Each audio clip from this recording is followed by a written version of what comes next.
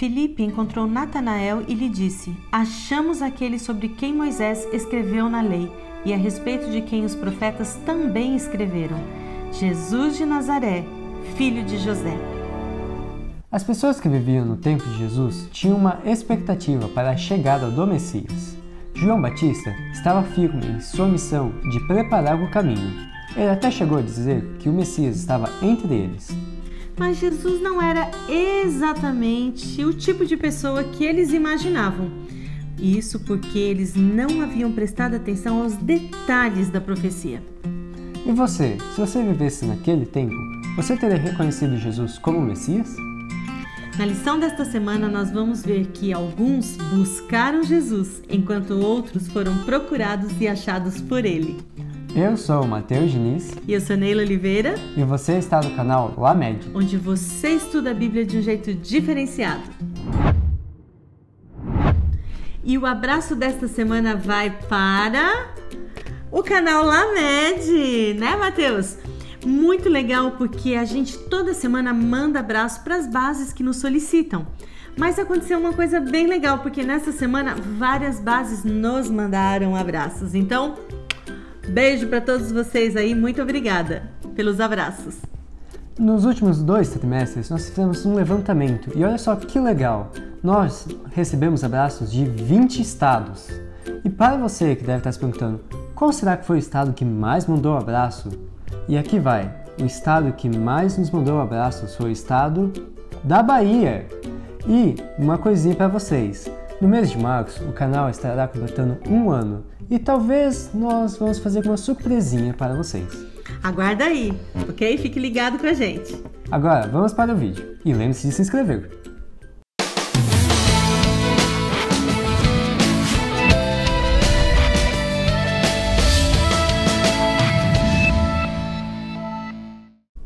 João Batista estava levando super a sério sua missão. Ele estava pregando em Betânia, do outro lado do Rio Jordão, e diariamente multidões vinham para ouvi-lo. Isso estava causando uma certa aglomeração. E o sinal de alerta acendeu, não por causa da aglomeração, mas por causa da mensagem que ele estava trazendo, que estava impressionando as pessoas. Tanto que o Sinédrio decidiu fazer uma investigação. Mateus, o que é Sinédrio? O Sinédrio é a mais elevada corte que existia naquele tempo para o povo judeu. Ele era formado por sacerdotes, mestres da lei e líderes religiosos. Trazendo para a nossa realidade, seria como se fosse uma junção do Supremo Tribunal junto com o Senado, e o seu presidente era o sumo sacerdote. Só para a gente entender melhor o que estava acontecendo aqui, contextualizando, já fazia muito tempo que Israel estava sem um profeta.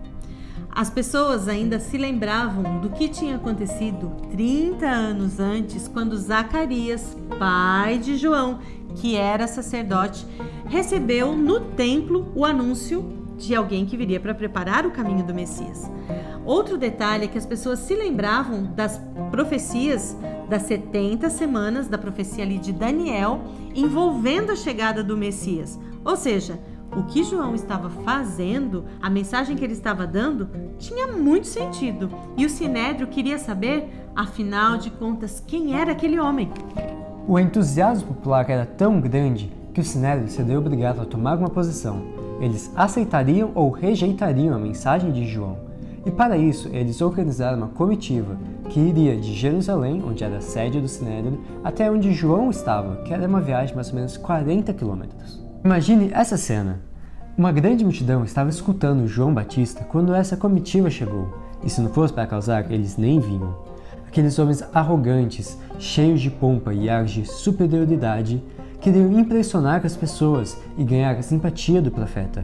Com respeito, quase medo, as pessoas davam espaço para aqueles grandes homens naquelas vestes tão ricas que se puseram de frente ao profeta e perguntaram: "Quem é você?" Sabendo o que eles estavam pensando, João Batista já respondeu: "Eu não sou o Messias." "Então, quem é você? É Elias?" "Não, não sou Elias." "Você é o profeta que Moisés disse que viria?" "Não, também não."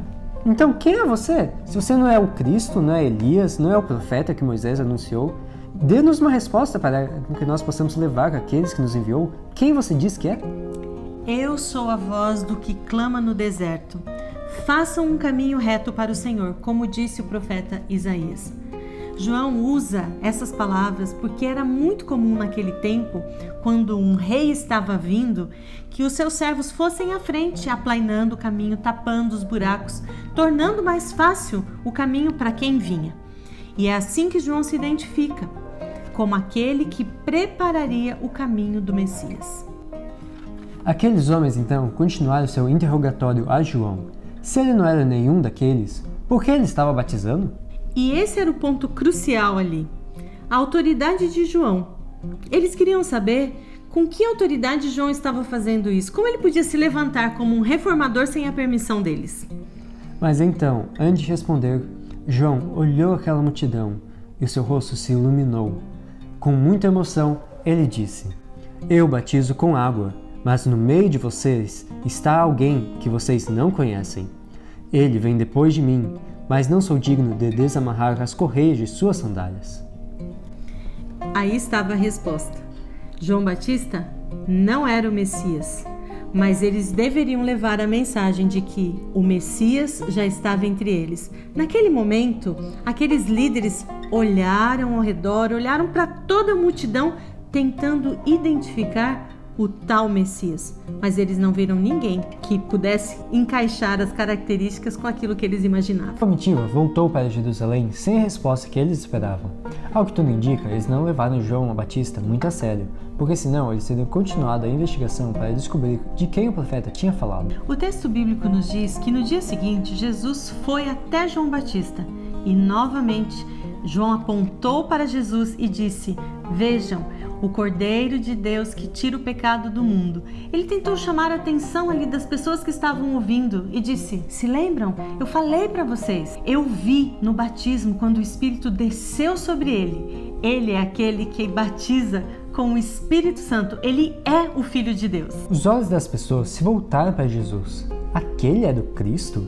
Era esse quem João Batista tinha dito que era maior do que ele e que ele não era digno nem de desamarrar as suas sandálias? As suas roupas e sua fisionomia não era de uma pessoa uau, era como qualquer outro, era uma pessoa comum. Eles não viram nada de especial nele. Apesar de não chamar muita atenção por causa da aparência, havia algo em Jesus que atraía as pessoas. Talvez fosse o seu olhar de compaixão, um olhar humilde que demonstrava um amor incondicional. Mas nem todos foram atraídos. Muitos não viam ligação entre aquele para quem João Batista apontava e o Messias que eles tinham imaginado. Assim, muitos foram embora, desapontados. Mas esse não foi o caso de 2 discípulos de João Batista. Mais um dia se passou e Jesus novamente se encontrou com João Batista, que de novo apontou para Jesus e disse: Esse é o Cordeiro de Deus. Os discípulos não entenderam nada. O que aquilo significava?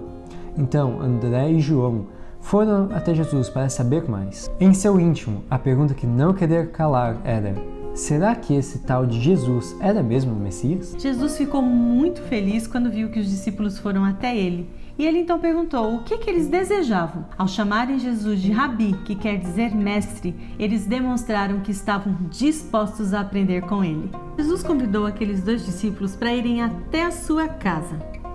Como será que era a casa de Jesus? Bem, isso não importa. O que aconteceu ali mudou para sempre a vida daqueles jovens. Eles haviam acreditado na pregação de João Batista e agora foram capazes de reconhecer quem estava entre eles. Ter humildade para acreditar protegeu eles. Preste atenção neste texto. Se João e André tivessem o espírito incrédulo dos sacerdotes e líderes religiosos, não teriam se comportado como aprendizes, mas como críticos, a julgar as palavras de Jesus. Imagine como foi essa conversa. Agora tudo começou a fazer sentido para André e João. E a gente também começa a entender porque tem tantos detalhes nessa história. João, afinal de contas, foi quem escreveu o Evangelho, ele que se tornou depois o discípulo amado. E é por isso que ele menciona tantas vezes a expressão o Cordeiro de Deus que tira o pecado do mundo. Ao estudar as Escrituras, as profecias ganharam realmente um sentido novo. Bem, André e João, ao saírem daquele encontro com Jesus, estavam encantados com tudo que ouviram. As palavras de Jesus eram cheias de novidade e beleza para eles. Ao ouvirem sobre os escritos sagrados, tudo ganhava cor, brilho.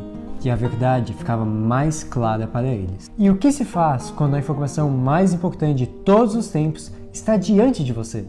André e João não puderam guardar aquela notícia só para eles. Eles tinham que contar para os outros. E nada melhor do que começar com os mais próximos. Assim, André correu e contou para o seu irmão: Simão, você não vai acreditar, nós achamos o Messias.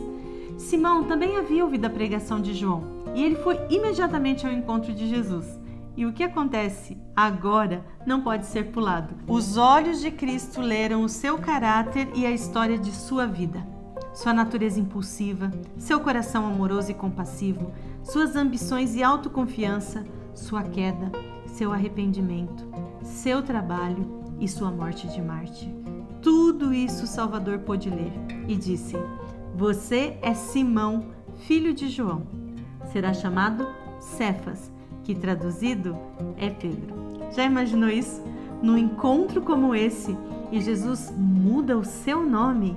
Deve ter sido incrível. No dia seguinte, Jesus encontrou com Filipe e chamou-o para segui-lo. Filipe, por sua vez, chamou Natanael, que também estava entre a multidão quando João Batista apontou para Jesus e disse que ele era o Cordeiro de Deus. Há uma informação importante sobre Natanael. É quase que um segredinho. Natanael estava entre aqueles que ficaram decepcionados quando viram Jesus, mas ele era muito sincero.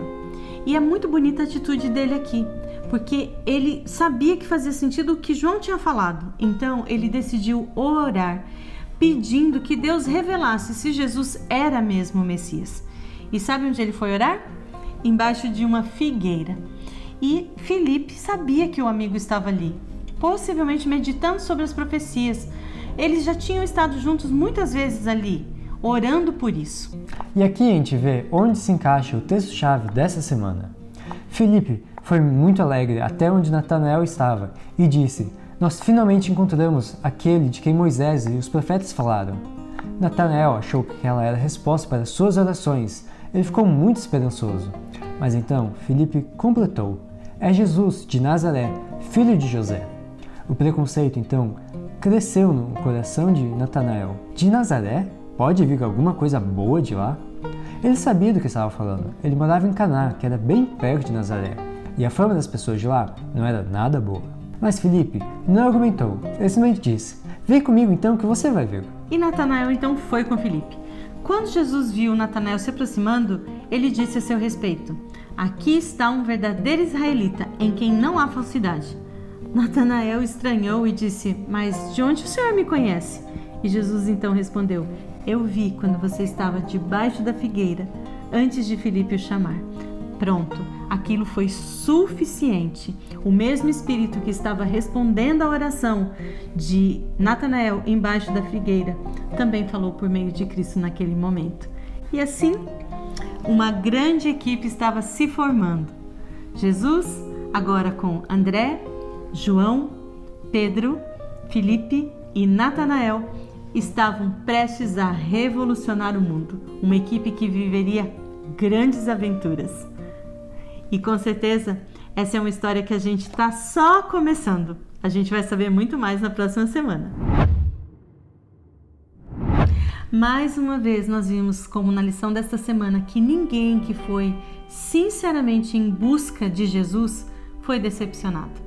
Isso aconteceu com os pastores no campo, com Simeão e Ana, com os sábios do Oriente e agora com os primeiros seguidores de Jesus. Natanael estava embaixo de uma árvore, mas ele não estava escondido aos olhos de Deus. Da mesma forma que Deus atendeu a oração dessas pessoas, Ele também atende a nossa.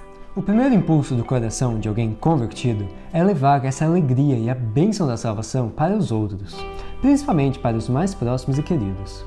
André levou o seu irmão, Simão, até Cristo, e Felipe fez o mesmo com seu melhor amigo, Natanael. E você? Quais pessoas você quer levar até Cristo? Ore para que o Espírito Santo te conceda essa oportunidade. E quando essa oportunidade surgir, apresente-as a Cristo.